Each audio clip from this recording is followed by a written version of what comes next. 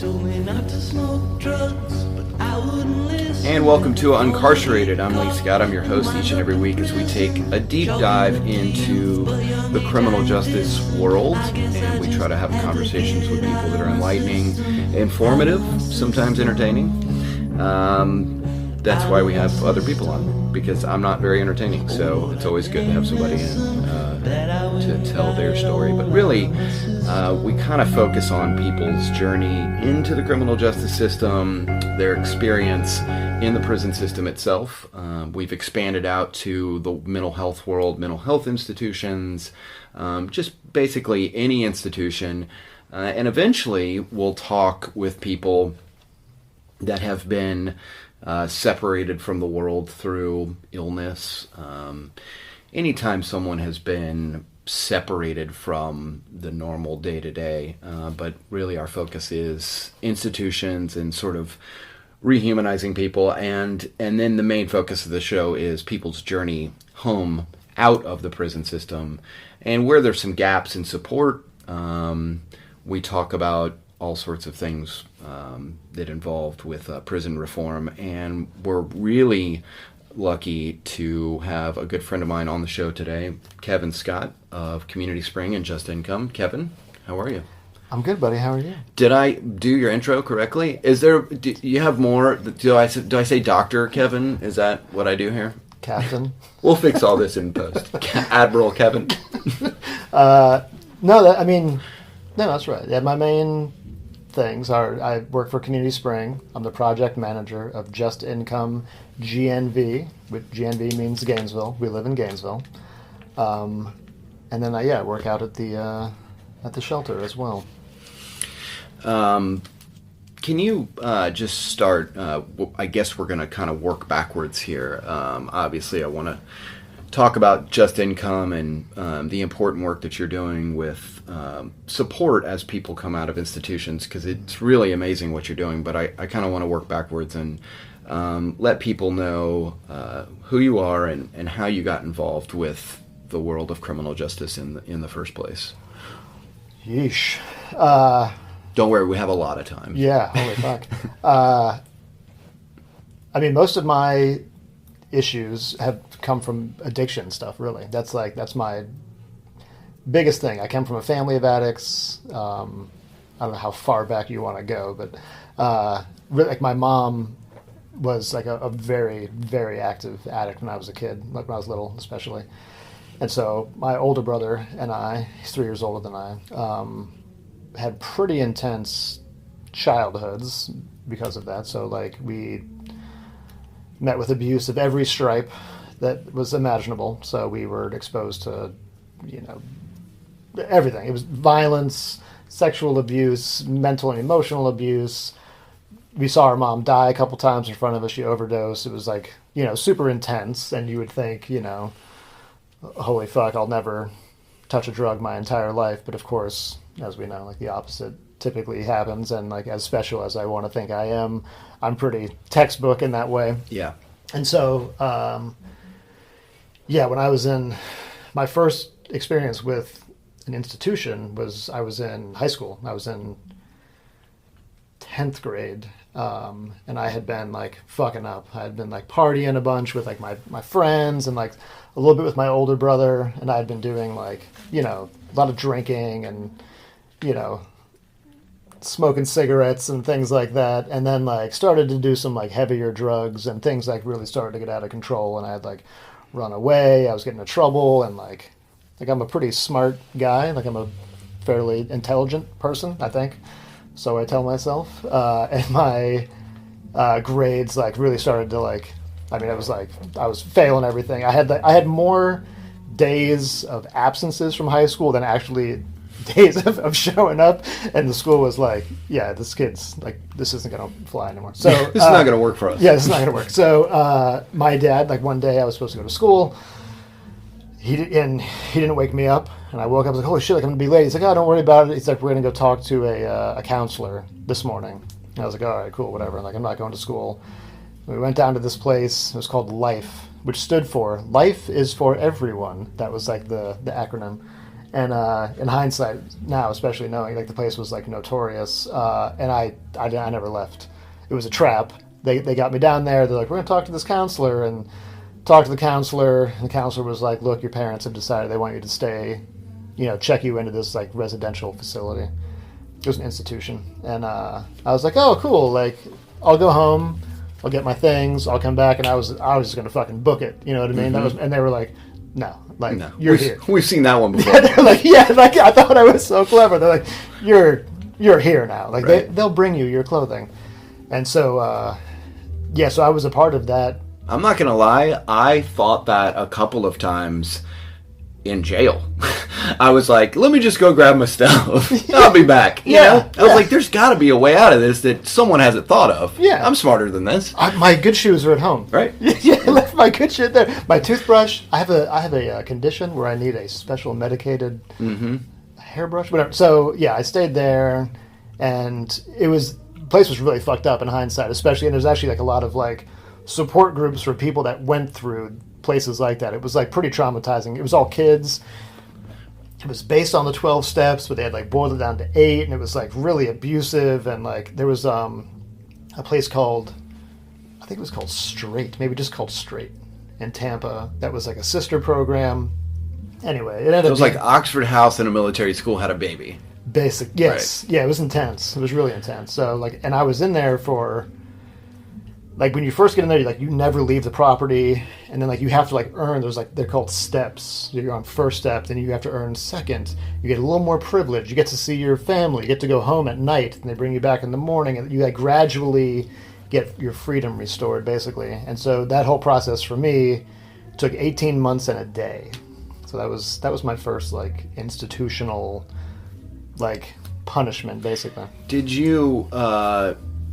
Did you adjust well in this institution? I mean, I know that obviously adjusting well is pretty fluid, and it sounds like a harsh place and it's abusive, but was there any point where you were like, oh, well, this structure works for me better than school, or I'm getting praise from this counselor, or whatever it was, or was it just you left an abusive situation and went to an even more abusive situation, and you were just going to put your head down and get through it? Yeah, I think I just like did the things to get through it more than anything else. Like, and so there was some stuff I think that was probably good. Like there was like a few maybe aha moments. I'd had a really traumatic childhood, and so I think there was some like maybe some breakthrough occasions here and there where like I was able to connect some dots and like kind of like get a few layers deeper within myself. That was good, and it did get me away from like at the time, which was like some like shitty company, like I was running with like these kids in school that were like, they were fucking up too, and there was like some dangerous shit going on. There was like some fights and people like getting weapons, and like there was some like seedy stuff. So it wasn't like they weren't totally wrong to be like this kid's troubled currently. But yeah, I don't think I necessarily needed that exactly. I could have done without the trauma. Yeah. But yeah, I mean that was a lot of us, like other people that we know were also in the same place at the same time that I was. Oddly enough, some people in some bands that you enjoy. Mm-hmm. We spent some time in there together. Oddly enough. Yeah. So it was, there was some good company here and there. Yeah. And then, so I mean, and also that was like very like recovery based too. It was like modeled off the 12 steps. So like that started to come more into my life. And, I was like mandated to go to meetings. Like I had to go to X number of like AA, NA meetings on the outside as part of that. And I was 15 at the time and going to like, Sarasota AA meetings where like, the low end of age was like 50s probably, so I was like, this isn't my fucking life, you know what I mean? Like I'm not like an old person. Like it was like, to me it felt like unrelatable, but there was something that was like I don't know, like I didn't end up in this meeting on accident. Like I think I do have like a problem with like substances, and like I do like I'm a pretty textbook addict, alcoholic. In my experience, I think we identify a lot with each other. I can relate to you on, the whole smart thing. I think it works maybe against you in some areas, especially when you're young and you get a ton of information. If there's no purpose behind it and there's no love and care and emotional intelligence, a lot of times information and these systems and these institutions just end up becoming a way to manipulate. It becomes like, I learned how to work this system and I learned how to talk my way in and out of these types of things. And I'm wondering if along this journey, if that kind of stuff worked against you, in that, instead of getting better, you were just getting better at it. Oh man, that's fucking well said. For sure. That makes sense. Thanks. I'm really good at this. yeah. Man, you should have a podcast. You should. You're very good. Think about it. Don't rule it out. So that's absolutely true. This has come up a couple times too in other conversations I've had. Never put quite so eloquently as you have said it, but that having some smarts can actually really work against you. Like, I have for sure found myself convincing myself that something was okay, or being able to like mental gymnastics myself into doing something really unhealthy just because of like I can like intelligence myself through it. You know what I mean? Like I'm like, yeah, like, I'm not. I was better at navigating the system because of like my whatever. And I don't honestly. I don't even think. I think in hindsight, I kind of see what I was doing in my relationships and in institutions and at my career, all these areas. In real time, I didn't think I was being consciously manipulative. I thought, oh, I've learned a lot, and so I can skip all these steps. I don't need those steps. I don't need to go through this because I figured it out. I wasn't like consciously trying to like screw the system. I just was like, man, I got it. Yeah. So. I got it. Yeah. High school was kind of a train wreck, and I ended up getting out of that program, going back to high school, back to my regular high school. I spent a little time at a school that was like alternative high school because I had missed so much time away. And it was high school that had ashtrays, and I was like, oh, this is fucking great. It was high school you could smoke at, which is fucking insane now. But it was like literally, we would go in we would just hang out and smoke. It was fine. It was like, right. It was completely fine. And it was like, work at your own pace.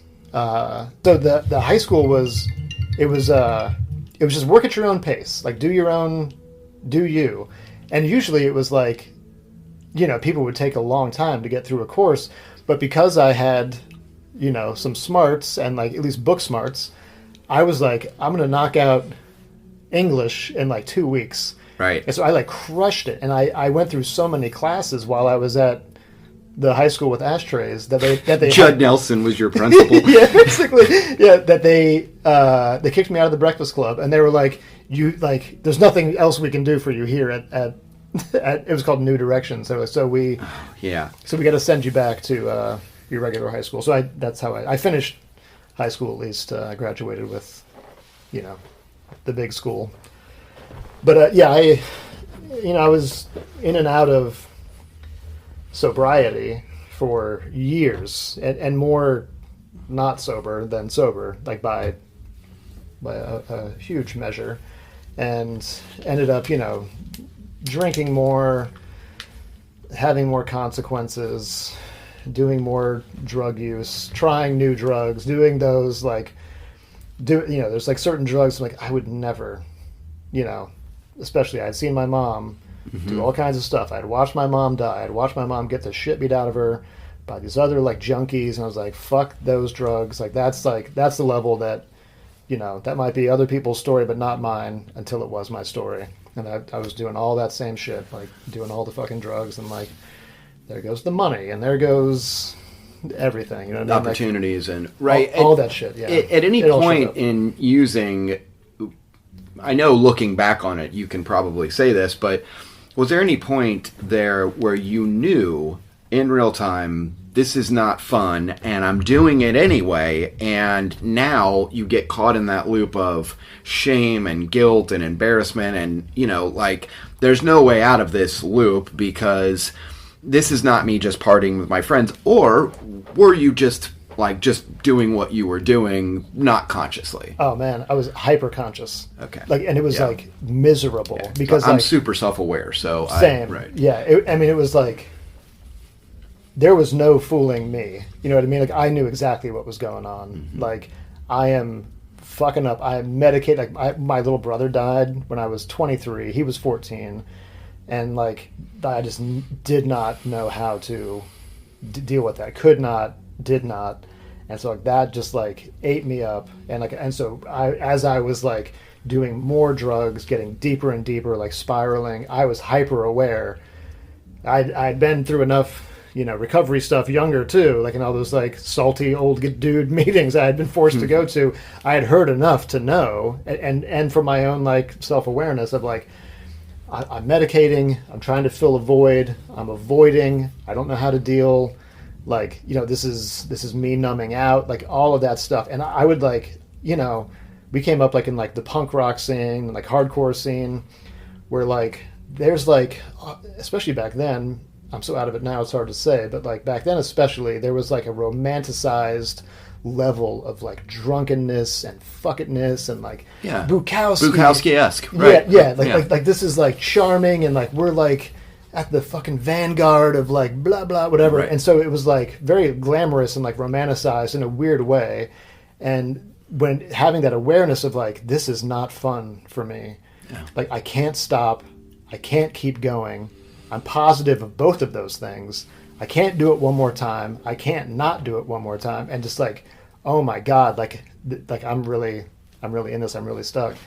And I remember being out. I'd be out like at like parties or like out at bars, whatever. And like I'm going to the fucking bathroom to like do some more drugs and like running off to other venues to go do like the harder drugs that didn't really want anyone to see I was doing. And like coming back and like doing all that shit.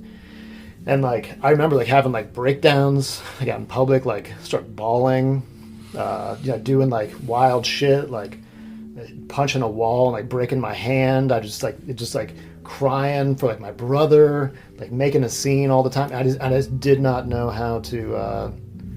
I just didn't know how to deal with like all of the traumatic events of my life. I didn't know how to like process everything, and I was just too scared, I think, to like really get into what was going on. Yeah. And then.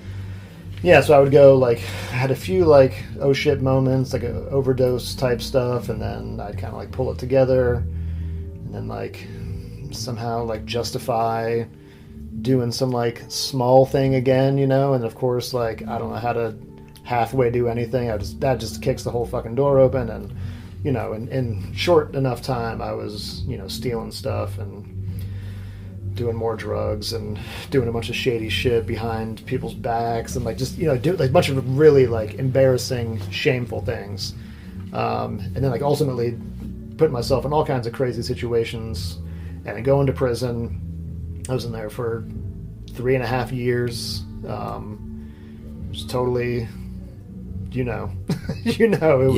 it was everything. I mean, we can get into that whole experience, but yeah, before we get into the prison experience, I just kind of want to like tie up the pre-prison experience that you're having, and I really appreciate you sharing this with us, Kevin. By the way, we're on Uncarcerated talking to Kevin Scott of Community Spring and Just Income Gainesville, and we're going to talk about some of the important work he's doing. But did you have the experience of duplicitousness, or were you all Bukowski all the time, or was there a part of you that was, and this kind of circles back to my manipulation question, but was there a part of you that was smart and presentable and you were like, hey, I've earned this over here, my life is hard enough as it is and no one's really going to know about it. They think that I've gotten better, and then I'm able to sort of sneak off and do that. Was that a trap for you, or were you just balls to the wall, like this was your life all the time?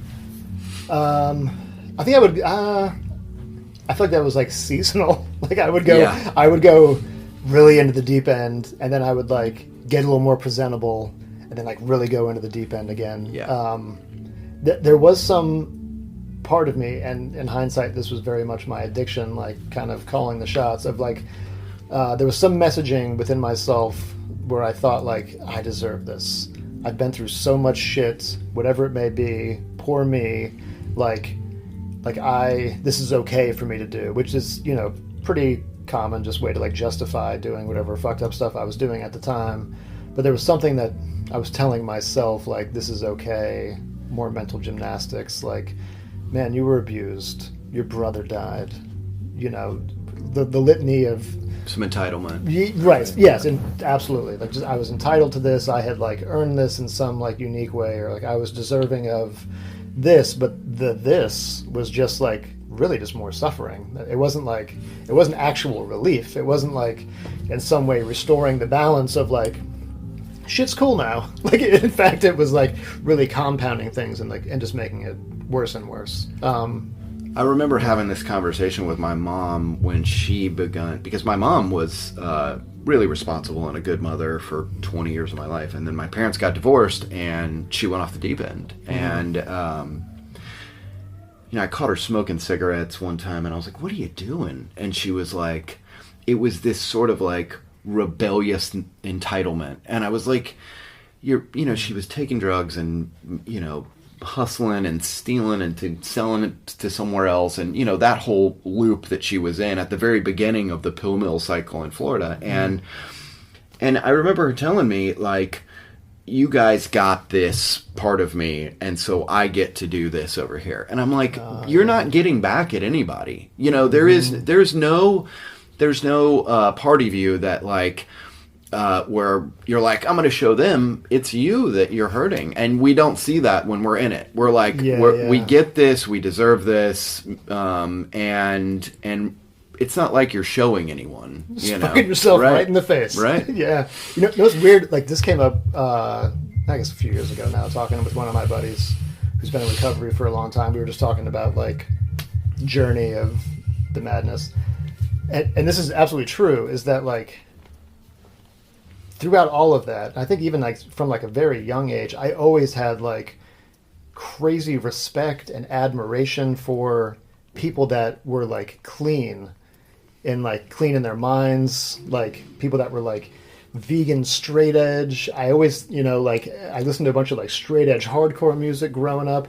I always like idolized those types of people, and like there's some part of me that always like aspired to like this higher level of like living, or like a healthier way of being, and like being like pure, you know. And I think that like maybe we'll get to like to the meditation part of my experience, but like for all of the times when I was like, I'm trying to numb out, I'm trying to bliss out, I'm trying to like disconnect and get away from like what was happening in my life, trying like to not feel, weirdly on the flip side of that, what I really wanted more than anything else was to be totally authentic, and like not to like check out, but to really like check in. And I didn't really even know that's what I wanted in my heart of hearts until like I kind of started like meditating and like actually taking those like brave measures of like just being with whatever was like arising, but realizing even when I was like getting fucked up,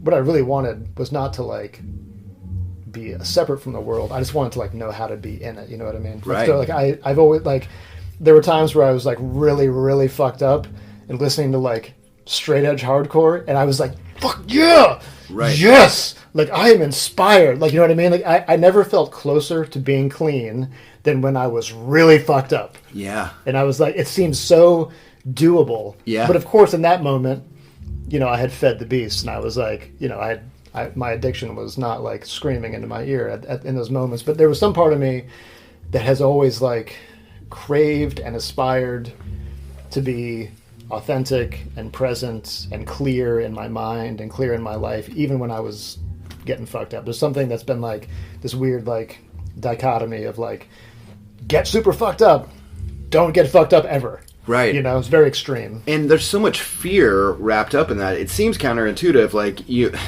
could be going 100 miles an hour down the highway and you've just robbed a drug dealer and the cops are chasing you. And yet that is so much less scary than sobriety and being present in the world. That's the terrifying part. For real. Yeah. It's scary. I mean, like meditation is such a like big part of my life, you know, and it looks so passive of like, you know, people just sitting there staring at the floor. There's not a whole lot happening there, but like there's so much happening there. Like it really is being with absolutely everything that arises, all the stuff that's like really comfortable, all the things that are very uncomfortable. There's something like very brave and courageous and like wonderfully authentic about just like being with things as they are in this moment right now all the time, which is super challenging. Like you say, it's like scarier than like some things that would outwardly seem like really terrifying. Right? Like that to me was like the most like, and my first experience in prison with meditating was like really a very much like a eureka kind of moment, like a holy shit, this is the whole enterprise, this is the whole thing. Yeah. You know, I want to talk about that not wanting to be in reality as we dovetail into your prison experience. I want to talk a little bit about your first few experiences in the courtroom. Was there a part of you that just could not believe you were in front of a judge, thought you were going to get out of this, thought you were going to go home? What was the sentencing, that final sentencing process like for you, or were you hyper aware like, oh no, I'm fucking going away? I still can't believe it. Right. No, yeah. I was like, you know, holy shit, like clearly amazing wake-up call to like my life.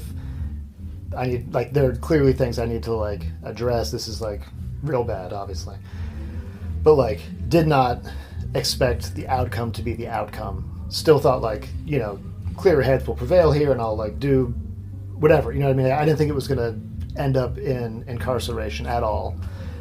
So yeah, when it came down to it, when like they said like you're going in, like immediately, like as of this moment, I could not believe it. You know, felt like I had slipped through some like bizarre like wormhole into some other like alternate reality.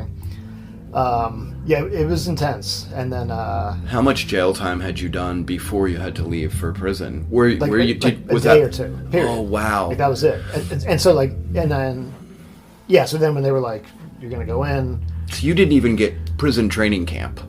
You know, that experience of like asking old timers like, how does this go? Like, what do I do? There was that little window of, how long was that? I guess it was like 3 months. I mean, they were like, you're going to go in.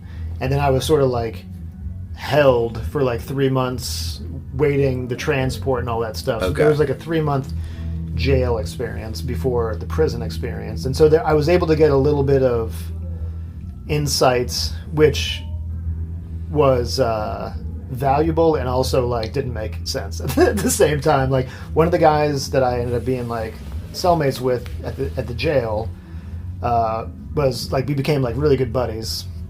He was on like a similar wavelength, like brain wise and, you know, just like interest wise. And he was going before me. He'd already been sentenced, so he was about to leave, basically. And so he was nice enough to write back to me to say, like, holy shit, like, prepare yourself, brother. Here's what's going to happen. The first thing that's going to happen is this, and the first thing you should do is this. You're going to want to buy your hygiene stuff when you get there. Don't do your phone list till you get to your permanent camp. He gave me some, like, inside knowledge, which turned out to be, like, wise. Right. And it was sage wisdom, which was good. However, I had a Scrabble buddy that had done 7 years that I knew from the streets. Like, he had gone to prison when we were like 18, 19. And at that point in our lives, we were like, oh man, Cole went to prison. Like, it was a big deal, right? Yeah, and so he was gone for like 7 years, and he was back, headed again to prison. And this was my first time being in trouble, and I played Scrabble with him every day, and he didn't know that's what I was doing, but I was interviewing him, you know? I was gleaning so what happens if this happens, and what happens if this happens? So it was really valuable to have that, to be prepared, yeah. Yeah, so I will say also, too, the guy Matt was his name. It was the first hint that I had that, like, while I was going to be incarcerated, I could maintain my humanity through that experience. Like, that no matter, like, what the system itself was doing, like starving us, freezing us, burning us, making things, like, as miserable as possible, that I could, like, still, like, have connections with another person. I could laugh. I could, like, I could read. I could better myself. Like, there was, like, some, like, elements of, like, despite all this horrible shit happening, like, I'm going to, like, do something positive if I can, like, stick with people who are doing, like, positive stuff. If I can, like, maintain that level of, like, there's something in me that they'll never get type thing, that I could, like, actually maintain it. And he was funny as shit. Like, yeah, the laughter in there is so important. I've never laughed in my life the way that I've laughed when I was gone. And it really is this release of endorphins and chemicals and pent-up stress, and a lot of funny shit happens while you're there to laugh at. Oh my God. But there is that, and I'm hearing this laughter now from my son, who was in county jail for 3 years, which is like 20 years in prison, you know. Real.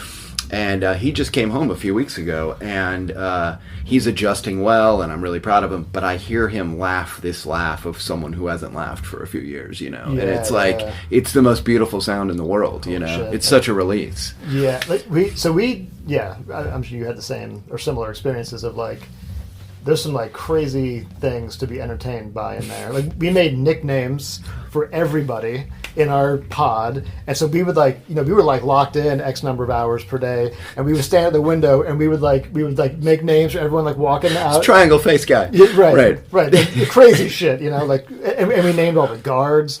The one guy had, like, these, like, crazy looking, like, bumps. One of the guards, like, on the back of his head looks so fucking gross. We call him Star Crunch. Forrest Whitaker. Yeah. We call him Star Crunch. Like, there were so many, like, just, like, disturbing names. There was this guy named Champagne who made his own shorts. He was, like, his own tailor. He made his own, like, Daisy Dukes.